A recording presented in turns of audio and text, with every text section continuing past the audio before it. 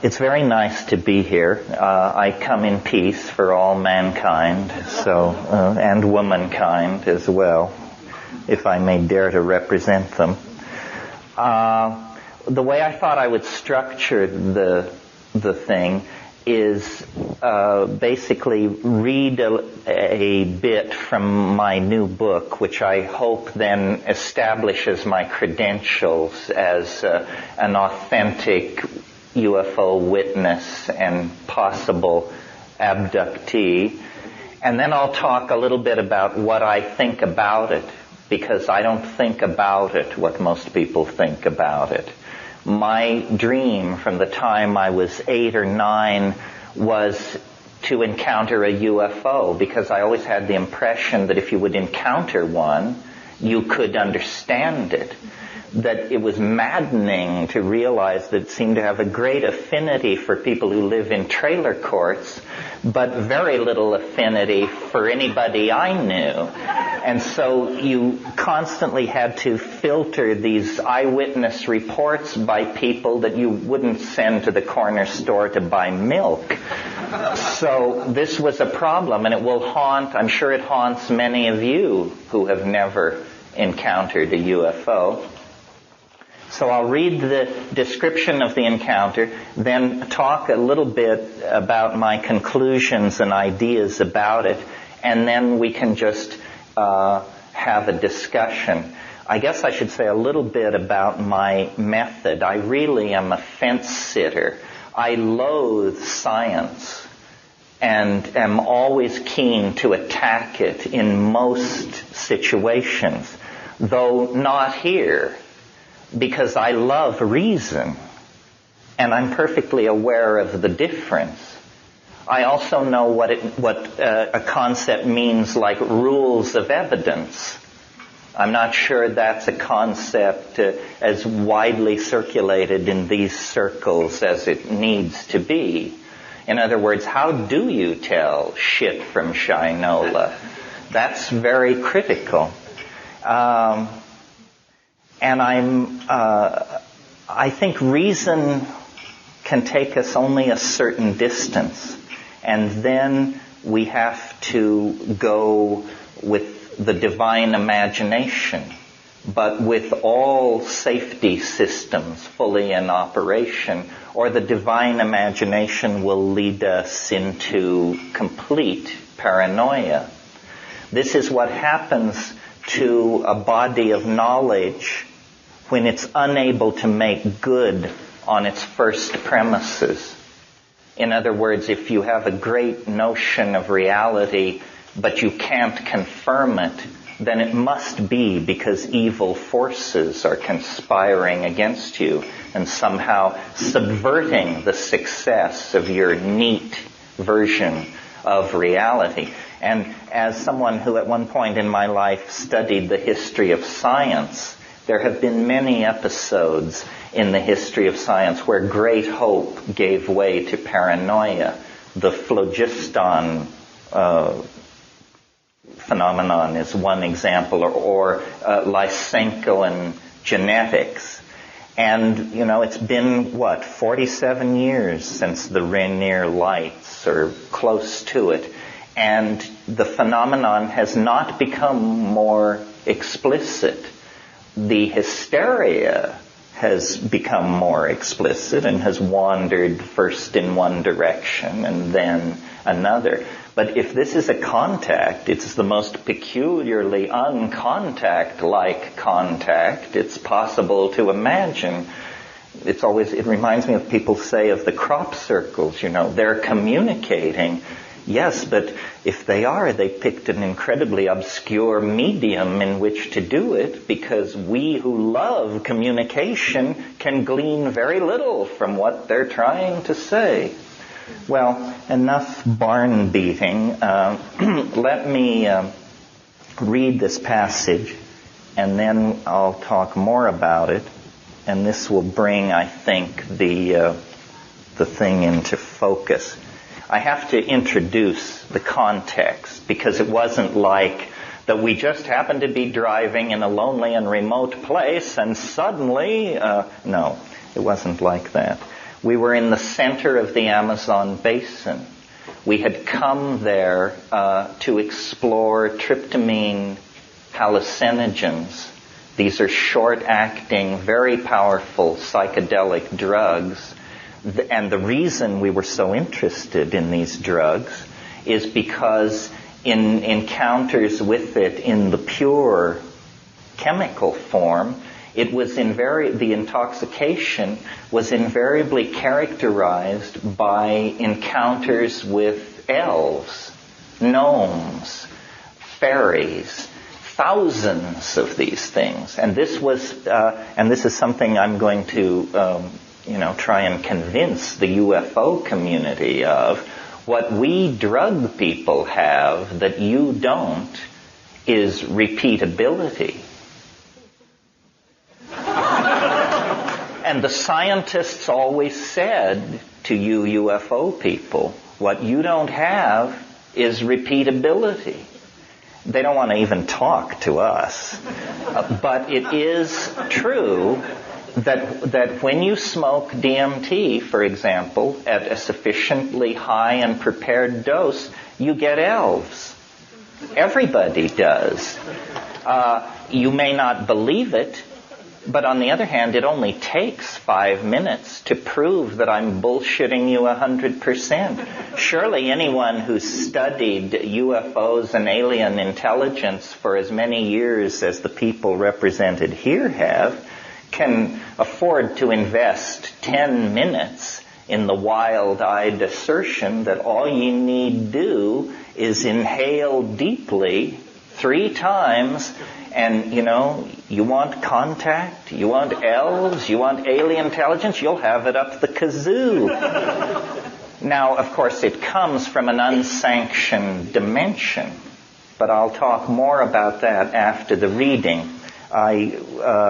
So here we were in the Amazon basin, experimenting with mushrooms, and here is the passage.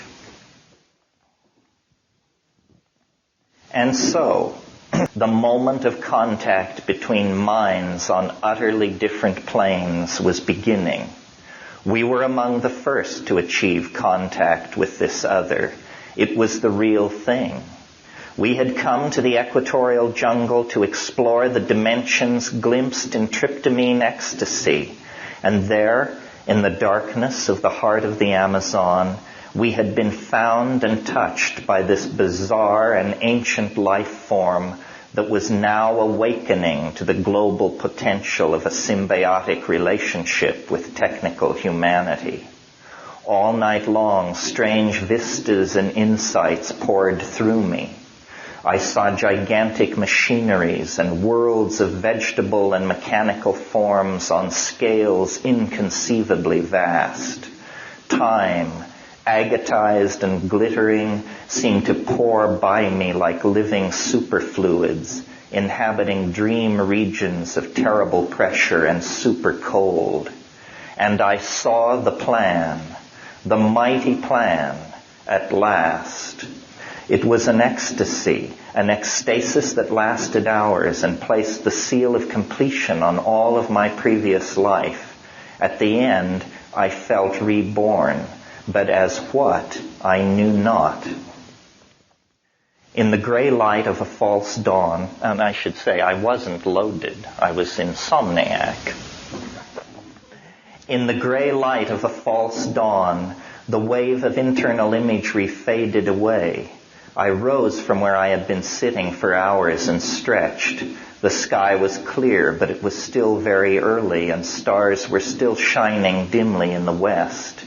In the southeast, the direction toward which my attention had been focused, the sky was clear except for a line of fog or ground mist lying parallel to the horizon, only a few feet above the treetops on the other side of the river, perhaps a half-mile away. As I stretched and stood up on the flat stone where I had been sitting, I noticed that the line of fog seemed to have grown darker and now seemed to be churning or rolling in place. I watched very carefully as the rolling line of darkening mist split into 2 parts. and each of these smaller clouds also divided apart. It took only a minute or so for these changes to be executed, and I was now looking at 4 lens-shaped clouds of the same size lying in a row and slightly above the horizon, only a half-mile or so away. A wave of excitement swept through me, followed by a wave of definite fear. I was glued to the spot, unable to move, as in a dream. As I watched, the clouds recoalesced in the same way that they had divided apart, taking another few minutes. The symmetry of this dividing and rejoining, and the fact that the smaller clouds were all the same size, lent the performance an eerie air, as if nature herself were suddenly the tool of some unseen organizing agency. As the clouds recoalesced, they seemed to grow even darker and more opaque. As they all became one, the clouds seemed to whirl inward like a tornado or a waterspout. And it flashed into my mind, perhaps it was a waterspout, something I still have never seen. But even as the thought formed, I heard a high-pitched, ululating whine. Whee, whee, whee, come drifting over the jungle treetops, obviously from the direction of the thing I was watching.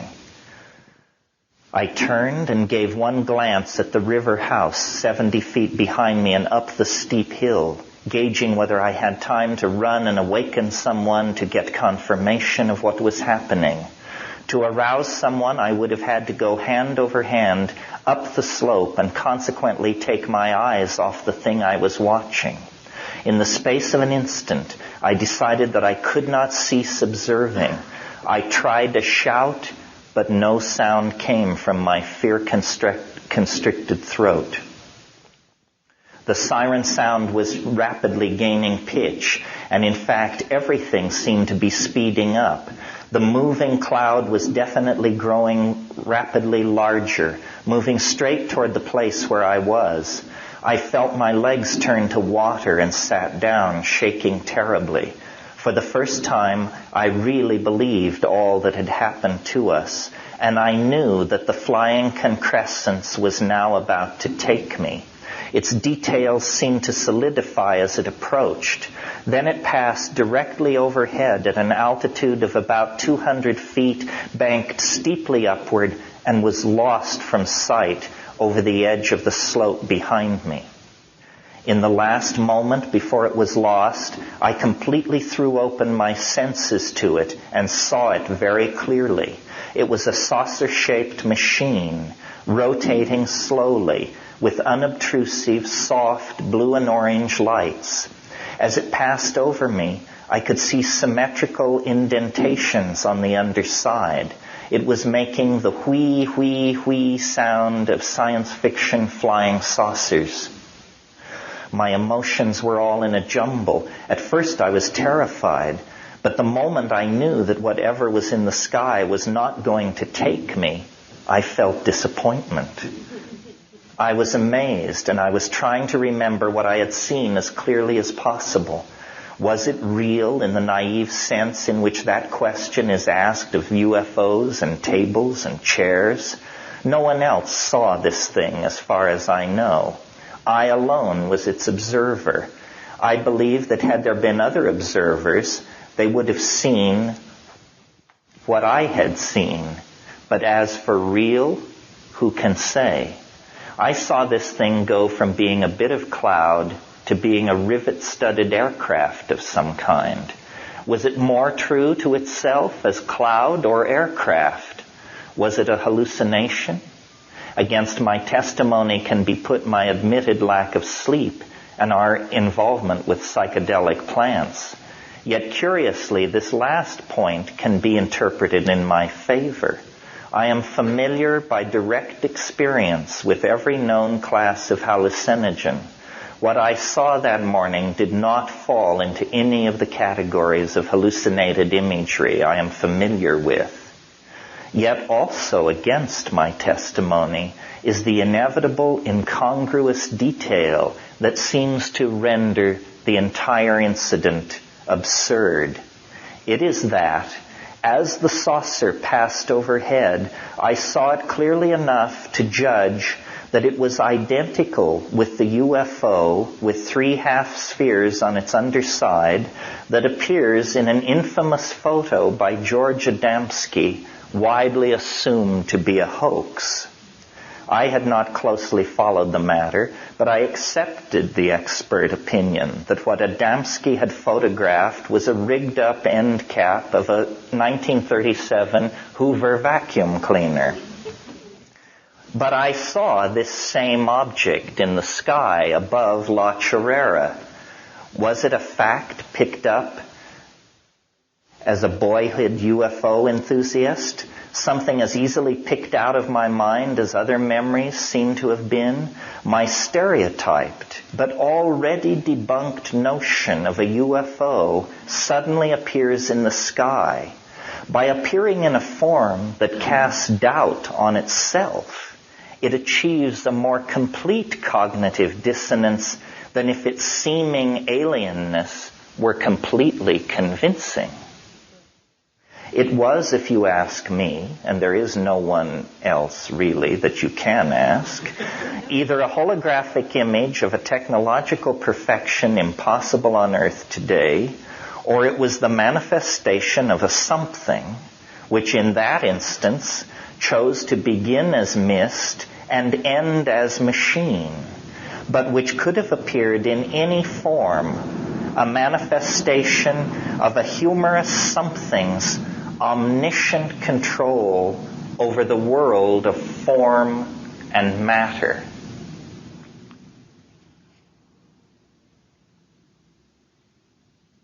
And I flash forward 2 paragraphs.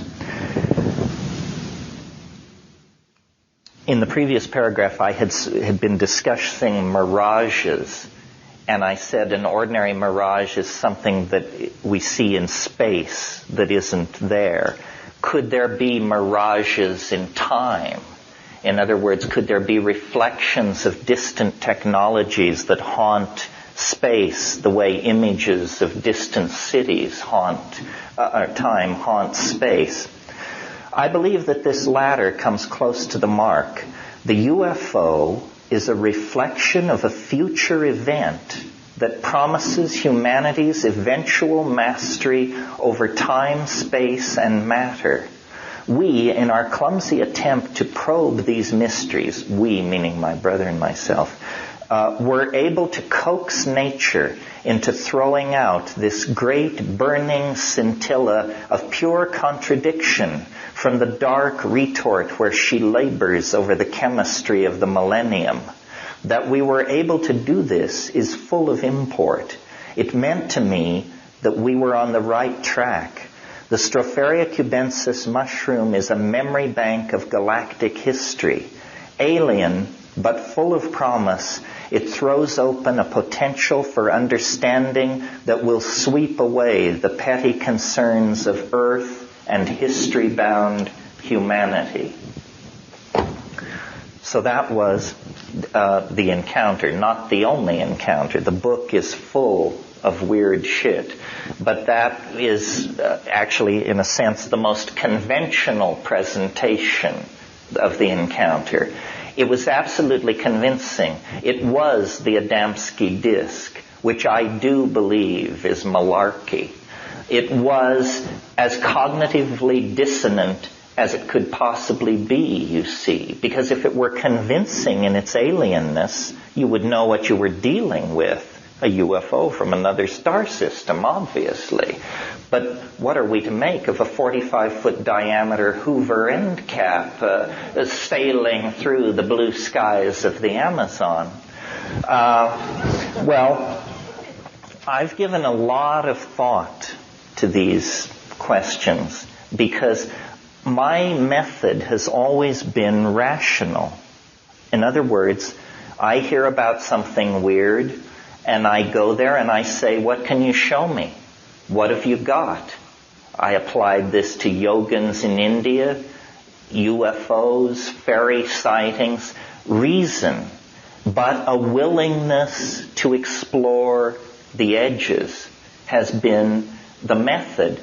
And when I applied that method to the spiritual traditions of mystical India, I came away with considerable skepticism as to their accomplishments in that domain, at least in the contemporary scene. I have never seen a violation of physics that was not connected somehow with a psychedelic experience. My entry into psychedelics began very naively. It was presented as instant psychotherapy or insight, however vaguely defined. What I discovered when you make your way through these chemical families is that not all psychedelics are alike. And this very small family of compounds called the tryptamine hallucinogens bear careful examination if we're seriously interested in this question of extraterrestrial penetration of the human world. On two grounds, immediately, the mushroom bears looking at. First argument, entirely a physical argument. Psilocybin is 4-phosphoryloxy N,N-dimethyltryptamine. What this means is that there is a phosphorus group substituted at the 4 position of the molecule. Now, here's the headline, folks. This is the only 4-phosphorylated indole on this planet. On this planet. Now, if you were searching for extraterrestrial thumbprints on the biology of Earth, you would look for molecules that are unique, that don't have near relatives spread through other life forms. In psilocybin, we have a perfect example of this. It is the only 4-phosphorylated indole known to occur in nature. Nature doesn't work like that, folks. Nature builds always on what has previously been accomplished. So this is a red flag saying at the molecular level, this thing looks like an alien artifact at the molecular level. Now, let's cut to the chase. What happens when you take 30 milligrams of this stuff? I don't know how sophisticated this audience is. People who have never taken hallucinogenic drugs but have some mild interest in it, or just in the course of generally educating yourself about reality, I think people who have never taken psychedelics think that it's sort of like dreaming while you're awake, or geometric patterns, colors. They always say, the colors, malarkey, the colors, forget the colors. It is not like that. Psychedelic experiences at effective doses, not piddling doses, effective doses, are visionary scenarios. They are three-dimensional unfoldments of information that is extraordinarily complex, architectonically connected, and ordered. That's not what I want to talk about. I want to talk about what is unique to psilocybin. What is unique to psilocybin is that overlaid over what I just described is, big surprise, a voice. A voice. Everybody knows this who has to do with this stuff. Gordon Wasson, Richard Schultes, Albert Hoffman. The giants know that this stuff is animate. This is not a drug. It's something which is disguising itself as a drug in order not to spread alarm. There is a voice which speaks to you in the language of your homeland, whether that be Mazatecan or English. And the voice surprises you. In other words, you cannot anticipate it. Now, of course, at this point, though I don't imagine many of them have forced their way in here, the psychological school will come forward and say, well, it's a voice typical of mental aberration, symptom 1 of schizophrenia, a voice. Yes, we are not naive. We went to the same schools you did, thank you. However, the fact that this voice is accessible to non-pathological personalities and on demand is highly suggestive, I think. Next point, but let me belabor the point. This experience is available to everyone. The thing I love about psychedelics is no guru, no method, no teacher. You don't need any of that crap. This will work. If it doesn't work the first time, you didn't take enough. This will work. It will work on you, Mr. MIT engineer, with your diagrams of antimatter propulsion systems. It will work on anybody. I started out from that place. Okay, that's the first thing. Now, this small family of compounds, of which psilocybin is an interesting example because it occurs in the mushroom. And let me say this, it's my workshop, we'll do it my way. What troubles me about the current state of UFO modeling is how incredibly pedestrian the alien is assumed to be. I mean, their little gray suits, their charmingly slanted eyes, their cheerful interest in our reproductive capacity. I mean, I think that the alien will be so alien that your jaw will hang in the air. And expecting to meet an anthropoid-like alien with an interest in your reproductive machinery and gross industrial capacity is as culture-bound a concept as searching NGC 321 for a good Italian restaurant. It's absurd on the face of it. Let us for a moment hypothesize aliens. The guy before me spoke of being 100,000 years in advance. If you want to know how far in advance you are, if you're 100,000 years in advance, ask yourself, where were we 100,000 years ago?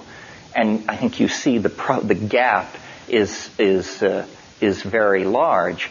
If we are in fact being penetrated by a non-human intelligence that presumably somehow, perhaps not physically, but perhaps physically, can cross from star to star, then we are dealing with something vastly more sophisticated than ourselves. That's just given at the get-go. Well, if it's vastly more advanced than we are, then DNA sequencing, complete understanding of the molecular genesis of thought, so forth and so on, would be no problem for that level of technical sophistication. You would also like to think that ethics and good taste would keep pace with this evolutionary process.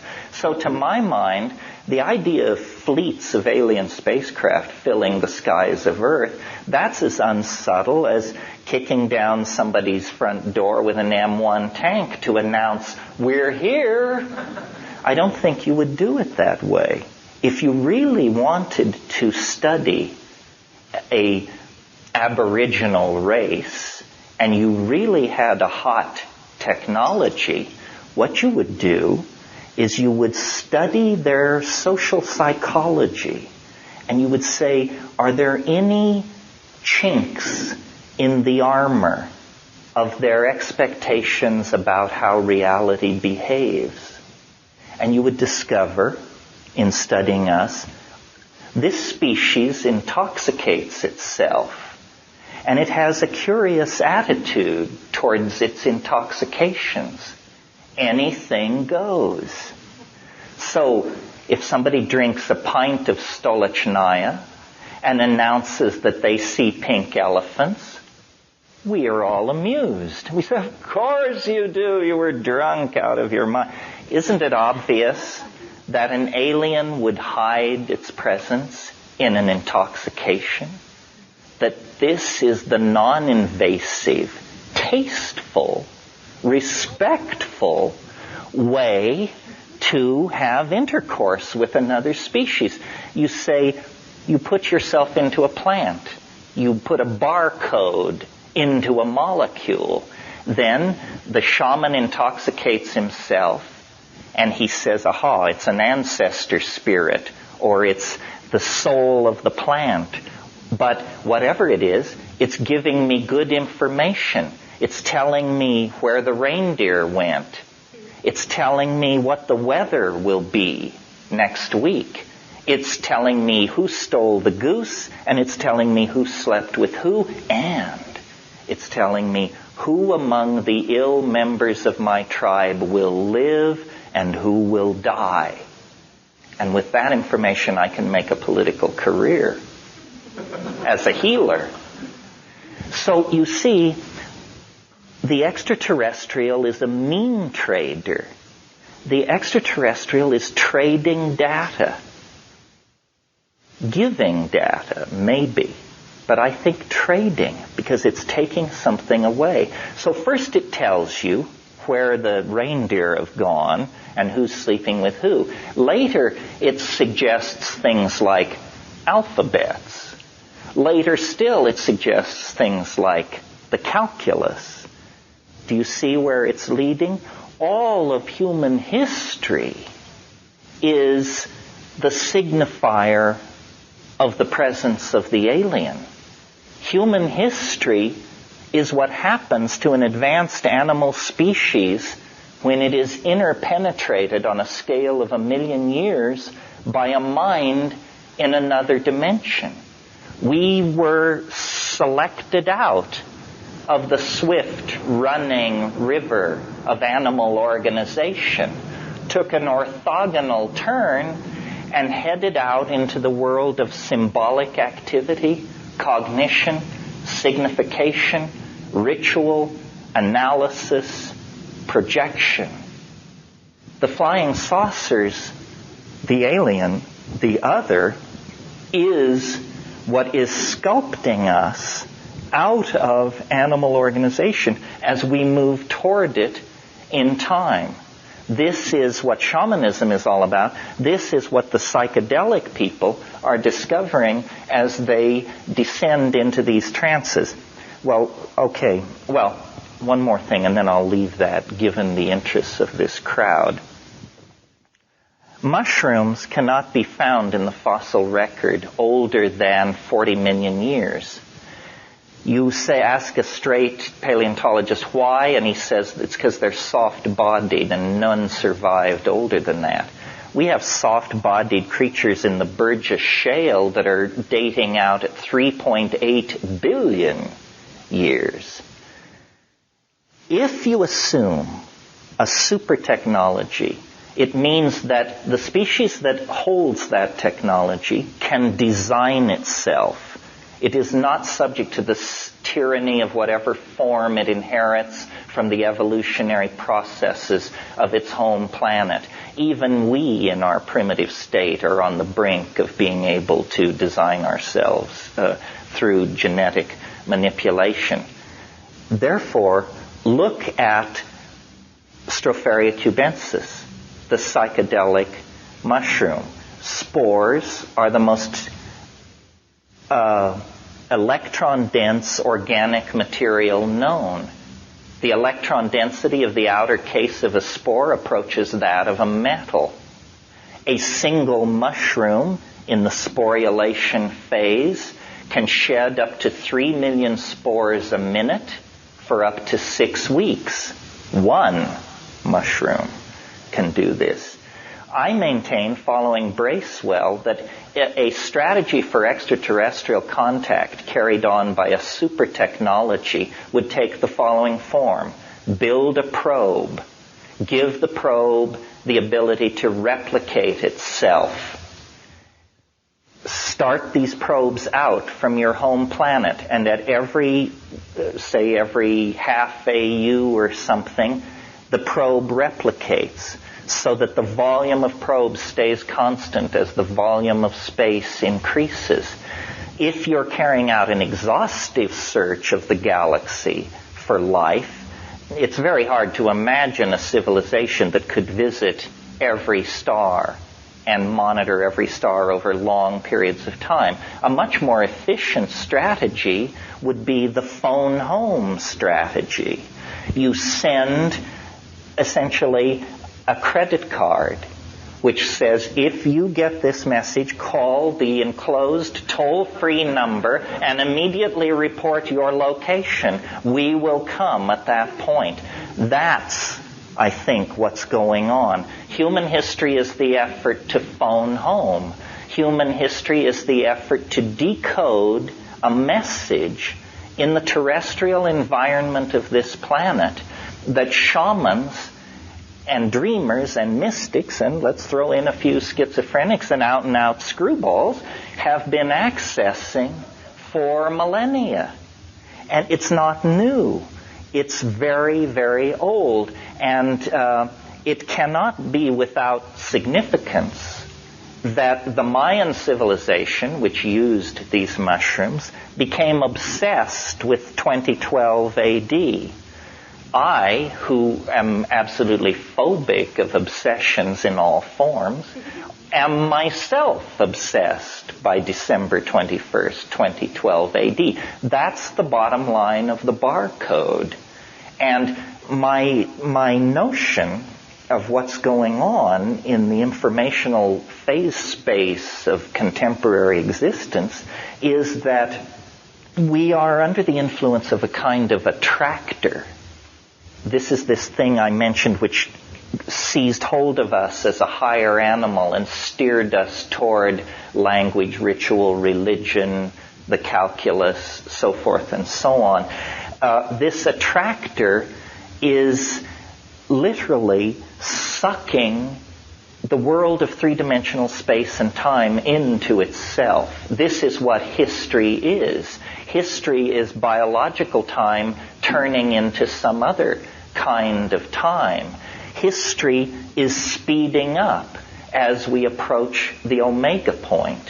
And here is a granted idiotic, but nevertheless serviceable metaphor for how this thing at the end of time works and why we are driven so nutty by things like flying saucers. The transcendental attractor at the end of the historical process, think of it like one of those mirrored bar balls that hang in a disco that catch the light and put scintillations on the walls as it spins around. As we approach the transcendental object at the end of time, the reflections, the precursive anticipations, what Wordsworth called the intimations of immortality, grow ever stronger. The world is becoming more and more irrational, more and more fraught with anomaly. Not only flying saucers, but Bigfoot and the crop circles, which are quite new as a wrinkle. There will be more and more of this stuff as we approach the moment of concrescence.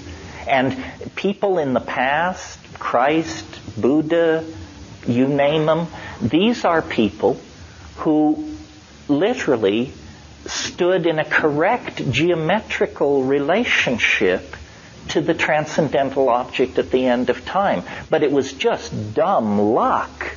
That's all. They were not superior people. I'm sure that if you could enter into the mind of Christ as he went around Galilee performing his miracles, the main thing which preoccupied his inner circumlocution was the question, why me? What's happening? Why am I compelled to do and say these things? Well, the answer is you've got eschatological fever. you've been infected by a retrovirus that operates not in space, but in time.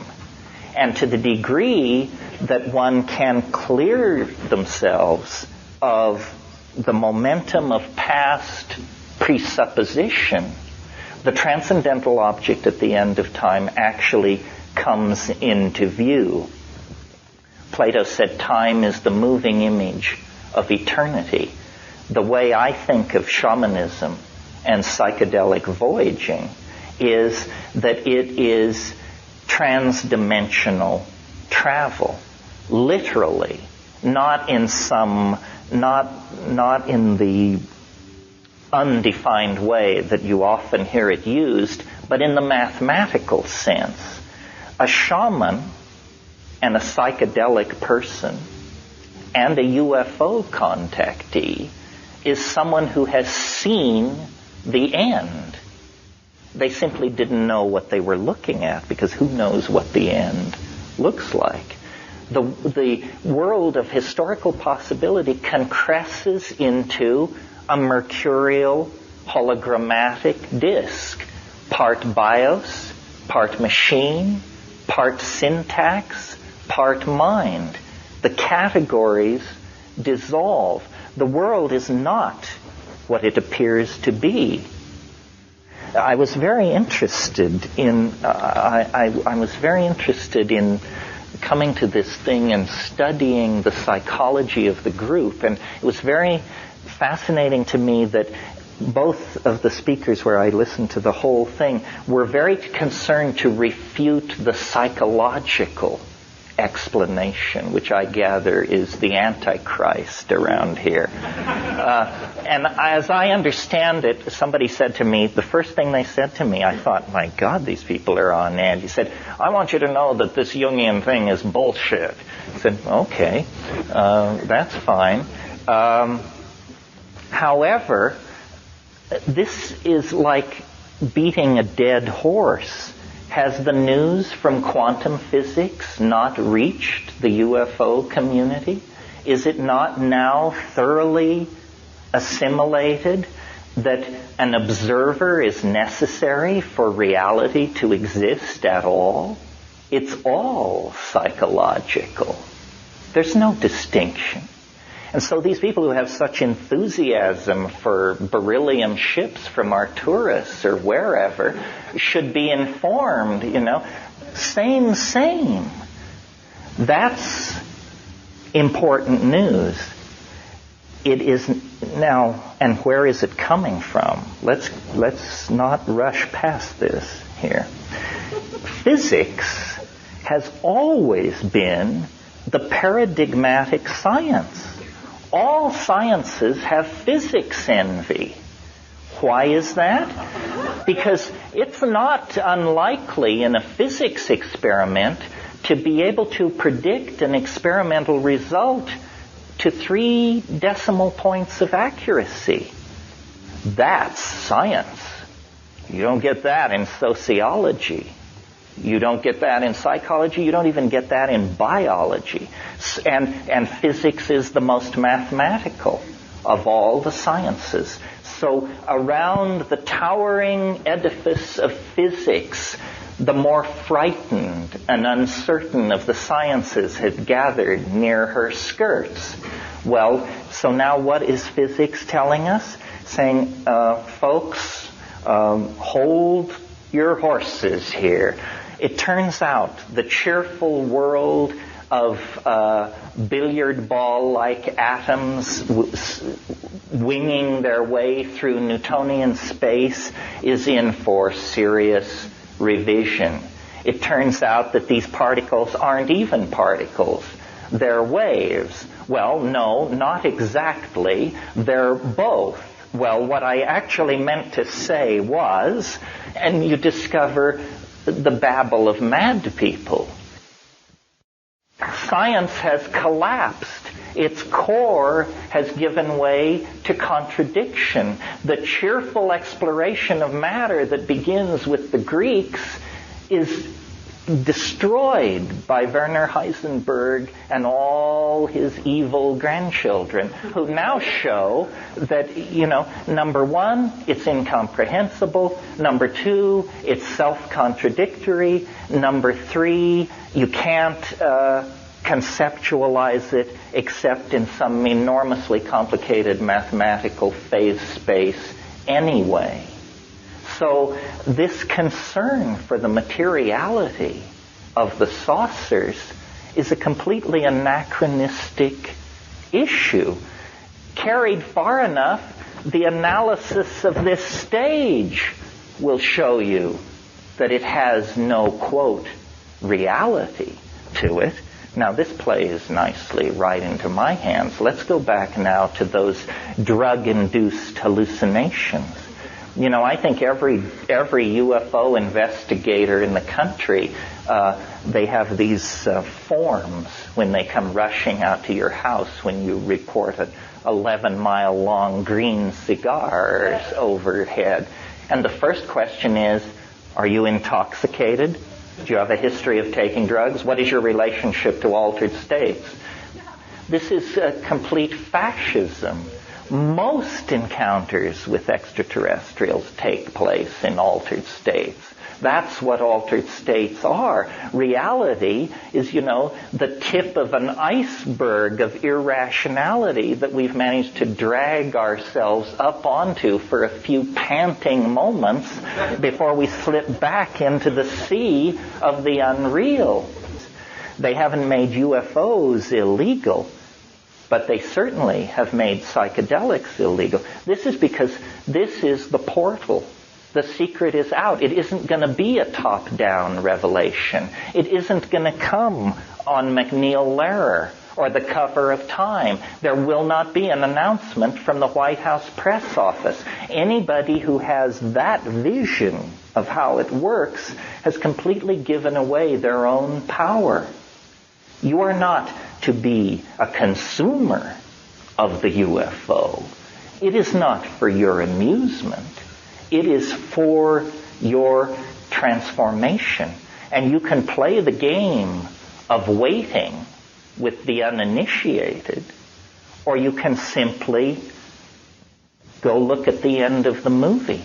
Shamans have been doing this for at least probably 100,000 years. And it's a process of opening to an experience, not an ideology. It's not an ideology. It's an experience. The UFO thing began as an experience. The Rainier Lights, the rest of it. It was quickly seized upon by ideologues, the contactees of the 50s. Now there are new ideologues. The problem is everybody claims too much information. Where does it end? People who have exact information on the geography of Atlantis or the pecking orders of distant planets and this sort of thing. There are rules of evidence. There are rules of evidence. And what can't pass through that filter has to be discarded. I think that the real other need not be guarded by the frail efforts of occult apologists. The real other can be hammered on with a ball-peen hammer, and it will do just fine, thank you. So I want to suggest, and I'm very delighted to have the opportunity, the UFO community has a great database of experience with weirdness. Now you need to just take it one vibratory level over and cut your teeth on what we've been putting up with for years, which is these alien entities that are so easily contacted and dealt with through the intercession of the psilocybin and DMT family of compounds. I want to describe my DMT experience just to let you know how alien it is, and then we can discuss this a little. I described the psilocybin experience, or I mentioned that it is a voice. DMT, which is a near relative of psilocybin. Psilocybin I mentioned, 4-phosphoryloxy-NN-DMT. Now I want to talk about NN-DMT. This is a compound, the commonest hallucinogen in nature. Note that, because if an alien were spreading hallucinogens around, this would be the one to look at. It's the commonest one. You smoke it. A place, not a state of mind, a place. And this place has its low. It's no higher than this ceiling. And it's actually about the size of this room, but rounded, soffitted lighting, indirect lighting. But the main action is you are instantly plunged into an environment of elf intelligence. Self-transforming machine elves, I call these things, or tykes, just for want of a better name. They are not cheerfully portrayed and suitable material for T-shirts and coffee mugs. They are self-transforming, jeweled basketball-like things. It's not clear they are made of matter. They are made of light. Their status on the phylogeny of biology is extraordinarily murky. And they come pounding forward like badly trained dogs, cheering. They say, "Here you are!" You may all recall, some of you may recall that old Pink Floyd song, "The Gnomes Have Learned a New Way to Say Hooray." So there you are. Now, 20 seconds before, you were in an apartment somewhere with your scuzzy friends doing drugs. Now that's gone. And you are in this place being confronted by these entities. And one of the things they do that's quite disconcerting is they come jumping up or dribbling up to you, and then they will sort of vibrate in place, then they jump into your chest, then they jump back out. But the main thing is they are doing something very, very interesting. What they're doing is the reason I call them language elves is because they possess an ontos of language that is completely alien to us. They use a language which you can see. They can condense meaning before your very eyes. For them, syntax is not acoustical rules, it's pictorial rules. And they are doing this. They will scramble forward, elbowing each other, jumping up and down, very excited, and they say, "Look at this, look at this." And they pull objects, sing objects into existence and show them to you. And as your attention goes into these things, the emotion is indescribable. These objects are made of gold, ivory, smaragdine, chalcedony, beryllium, terbium, flesh, gold, blood, heat, tears. And it's all changing, morphing as you look at it. And as you look at this, you have, without an iota of doubt, the conviction, if I could bring this thing across, it would end human history. Argument would cease. You would just say, look at this.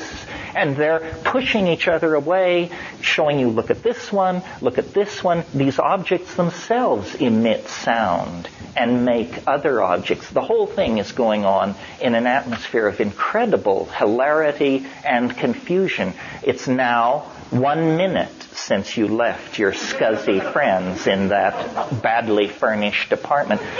Naturally, the fact that you're having this experience raises certain fundamental questions, such as, am I dead now? Is that what's happened?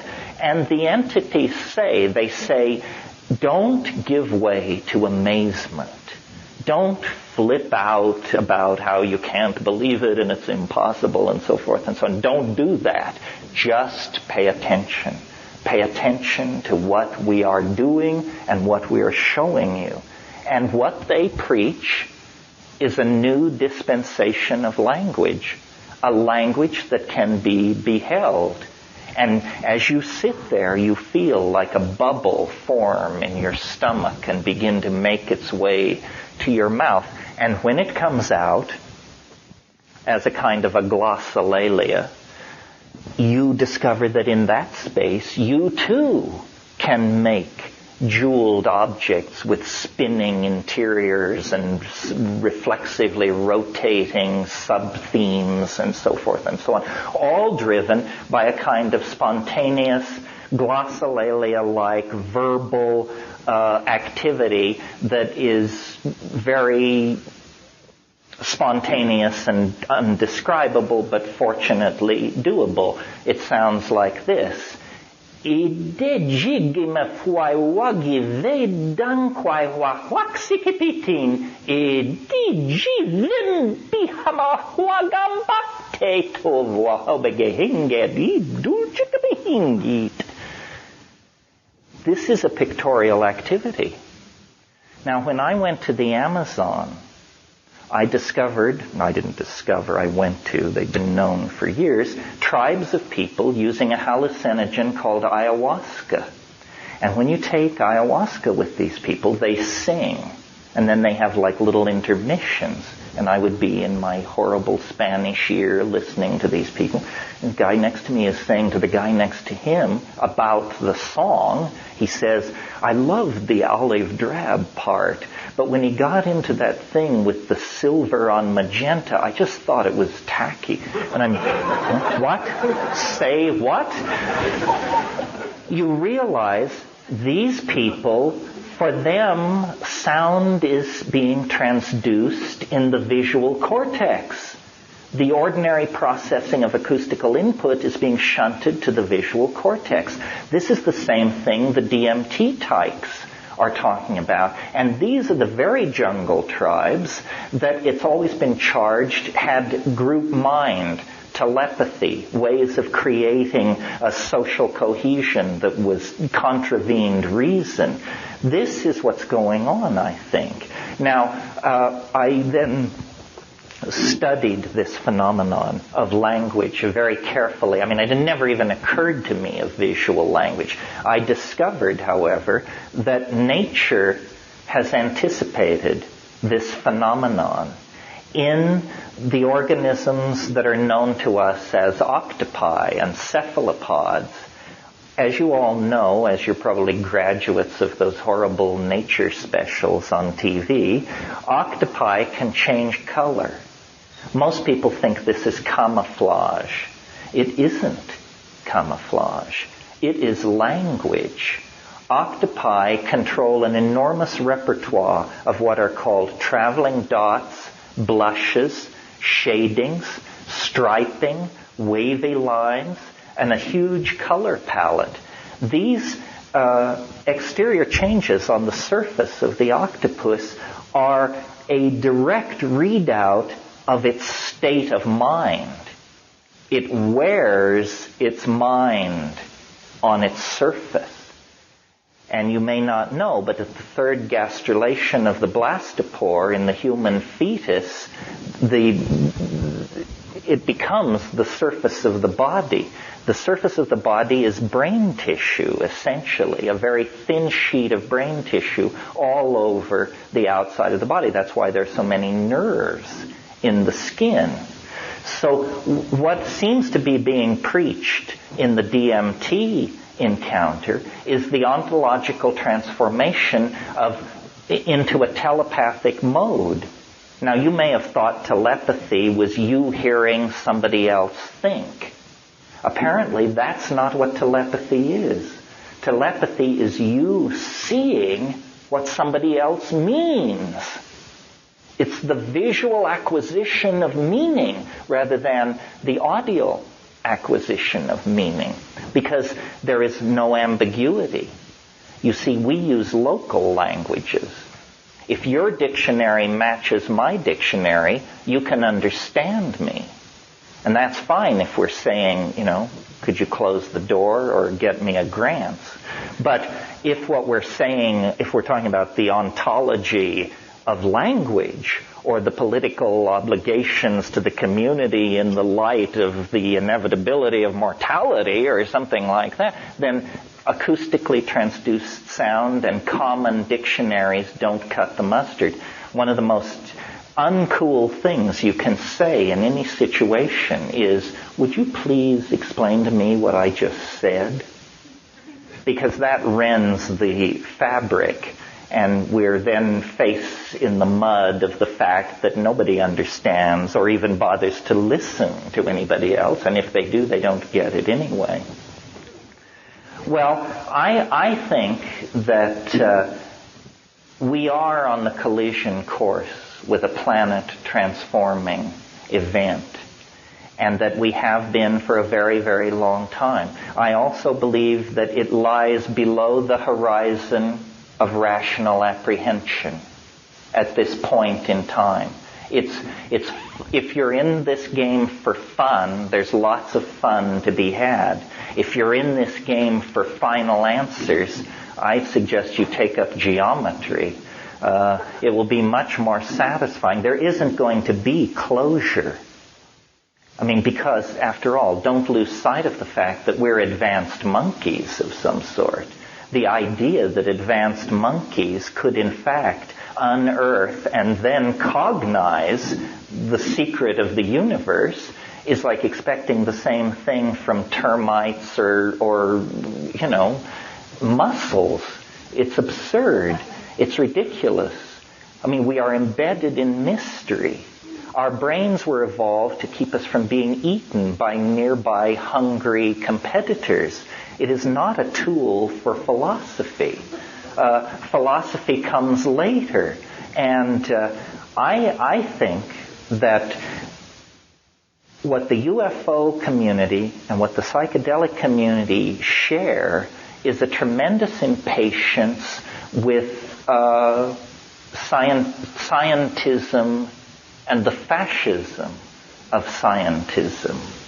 And the way to overcome these things is to simply opt out of the historical game and avail yourselves of the shamanic tools which have always been there.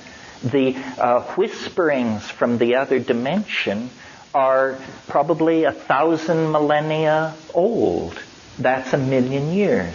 That's the time that we have been sitting around campfires, spinning yarns for each other, and looking up at the night sky. We are not alone on this planet, but it may be that we are the late evolving intelligence.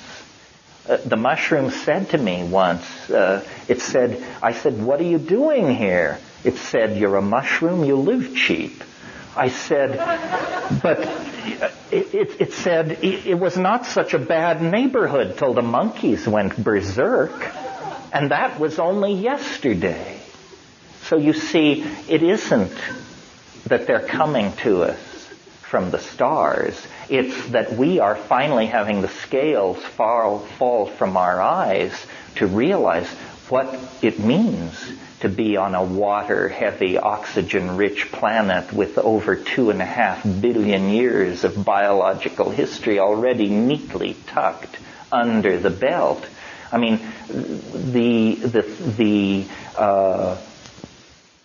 peculiarities and singularities that have been built into our circumstance, I believe, would literally stand our hair on end. And the only way to make your way through this morass of claim and counterclaim is do not move your faith an iota beyond your own direct experience. If you haven't seen a UFO, believe no one. No photograph, no testimony, no nothing. Because everything is contaminated. Forget UFOs. Take Mount Everest.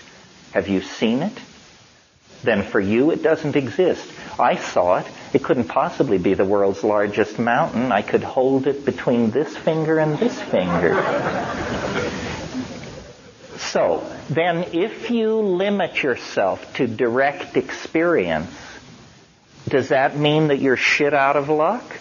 No. It means that you have arrived at the beginning of the real path toward the saucer. Because you don't want to hear that Whitley Strieber or Bud Hopkins walked in through the purple doorway and was never seen again. You want to be the person to walk through the purple doorway and never be seen again. Well, I guarantee you it's more easily done than you might wish to suppose. But you're going to have to avail yourself of the shamanic technology, which is a super technology, of the shamanic technology that we inherit from the archaic civilizations. Not everybody fell into physics worship and materialism. The rainforest cultures, the Aboriginal cultures have kept the channel open while we dithered and mucked about in the historical process, materialism, scientism, positivism, you name it. But the doorway lies open. The problem is it requires an act of courage, real courage, because it's real. It's absolutely real. But the sine qua non is the psychedelic molecule. It was designed this way. It isn't that it's impossible to encounter these things in any other fashion, but it's impossible to coherently encounter them in any other fashion, because that's the part that is obtruding into the social sphere, and that's the area where contention, control, informational viruses, disinformation, false testimony, hidden agendas are totally corrupting of the phenomenon. But you can get it down to you and it if you will simply avail yourself of the psychedelic tools that nature created and that shamanism places at our disposal.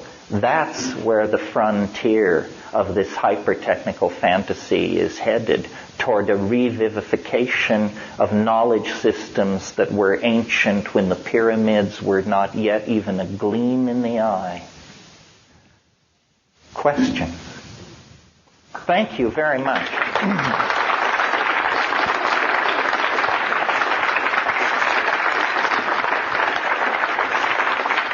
Thank you. It's lots of fun. You have no idea how much fun this is. Yeah. I have two questions.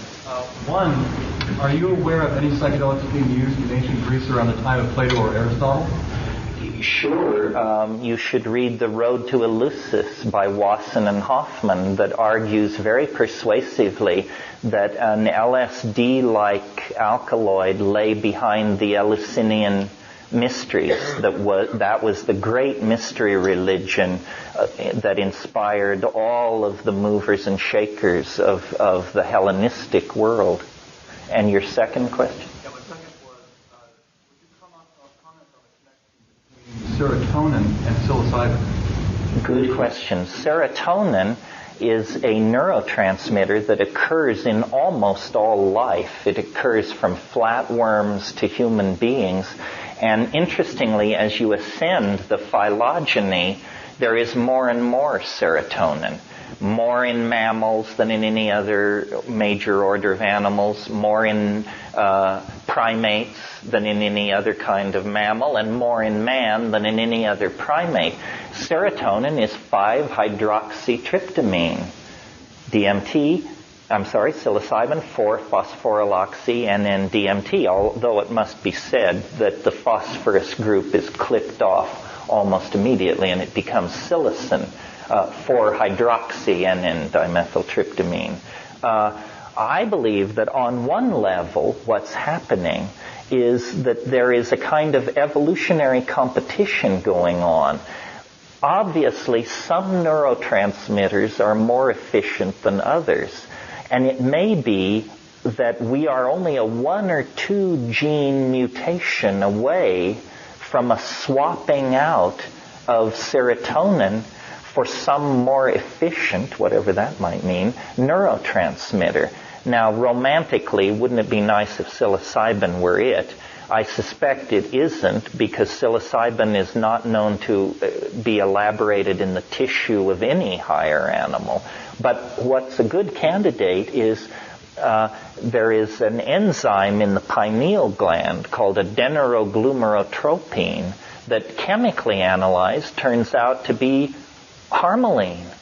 It's a beta-carboline. It's 4-hydroxytetrahydroharmalan. These harmine molecules are part of the mystery. Incredibly bioelectronically active, with a structure that assimilates to the Ajna chakra, and they are the molecules which are a part of the ayahuasca brew. I think we're on the brink of a tremendous evolutionary adventure, and that it will involve physically redesigning ourselves. Look at the mushroom. I mean, just to go off on a wild tear here. Mushrooms are what are called primary decomposers, fungi, right? Means they only live off dead matter. Now, vegetarianism is held up as a spiritual ideal, but compared to the strategy of mushrooms, vegetarianism is an orgy of mass death on an appalling scale. So if perhaps the mushroom is essentially Buddhist in its approach, notice how non-invasive of the world of matter the mushroom is. It forms a diaphanous network through the soil as tenuous as cobwebs, and yet filled with neurotransmitters. And you may remember from last year, it was discovered that the largest organisms on this planet are mushroom mycelial mats. They cover acres. They weigh more than blue whales, and they're so old it's better not even to speak of it. This looks to me like this is what intelligence driven by ethical concern for life would design itself into. Say, no harm. We want to be primary decomposers. We want to be as diaphanous as cobwebs. We want to be a spore-bearing life form that can percolate through the universe. And we want to have instantaneous access time to the galactic databases. This is what the mushroom looks like. And, if you think this is malarkey, please do not intellectually evade the challenge that it poses you. Because if you think this is malarkey, then take mushrooms and tell me I'm full of shit. That's all. That's all you have to do, It's easy. You don't have to camp out on some mesa in New Mexico for 3 weeks. Yeah. Only, I think it was psilocybin or the tryptamine hallucinogen, the only 4-phosphoroindole, and that makes it especially understandable as something an alien would present. Is that essentially correct? Because it's so unique? Yes, because it's unique. In other words, I can imagine a scenario like this. A spore-bearing life form somewhere in the universe. It does everything with the technology of DNA. And you see, these spores actually can survive in the environment of outer space. I mean, that's what they love. If you store spores, you store them at 220 degrees below zero in liquid nitrogen. You store them in an outer space-like environment. Well, you can imagine a spore drifting in here, inculcating itself into the environment, and then carrying out a complete survey. And then, isn't it strange that these mushrooms were right in our paths as we left the trees and descended onto the African grassland? My book, Food of the Gods, I argued that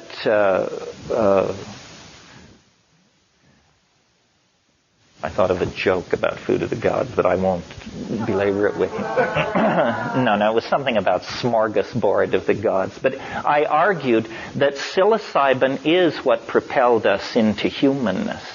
But I didn't discuss the potential alien origin of the mushroom itself. I just said there is an X factor in human history. Something caused the human brain size to double in about 1 million years. No straight anthropologist or evolutionary primatologist has a clue as to what it was. And I think that psilocybin is like an enzyme for cognitive activity, and that it coaxed out of us language, theater, art, religion, poetry, all of these things, and it created a kind of partnership paradise, a role-appropriate, sexually balanced, gender-honoring, child-sensitive, nature-sensitive civilization. And that all fell to pieces about 15,000 years ago.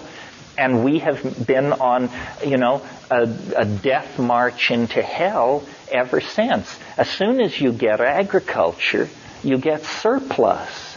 That gives you haves and have-nots, and the need to beat out the brains of people who are not in your social group because they're trying to get at your grain storage. Agriculture means the end of nomadism. It means sedentary populations. It means cities. It means standing armies, male kingship, hierarchical structures, law, all of the stuff that is so odious and horrible and that has led us so wrong. I mean, it may have seemed like a good idea at but we're the unhappy inheritors of the consequence of 6,000 years of unopposed dominator culture. And what have we got? A shattered atmosphere, toxified oceans, schizophrenic populations, and mendacious politicians. This is not what our parents raised us for, folks. A woman, yeah. Would some of the triggering activity be the genetic chance? The indole gets created, people respond to it, and then are drawn to it, and they keep on co-evolving together. As people evolve, they find more and more substances that they can then go further with. Does it have to be a teacher from outside introducing these things to simple animals? No, it doesn't. You're quite right. I mean, I'm not at all clear on the location of these things. The people who just assume that that metal ships from other star systems arrive here have a lot of explaining to do. I mean, I was fascinated by the last speaker with the you don't go there, you grab the space and move it to you. Well, then obviously the question is, well, how do you grab it? Something crosses that stellar distance instantly, and I don't think you can fake your way around it. It's a tough nut to crack. Now, there may be, I think there's an image, and we're getting close to the end, so I'll leave you with it because it amuses me so much. As you know, the world's largest radio telescope is at Arecibo, Puerto Rico.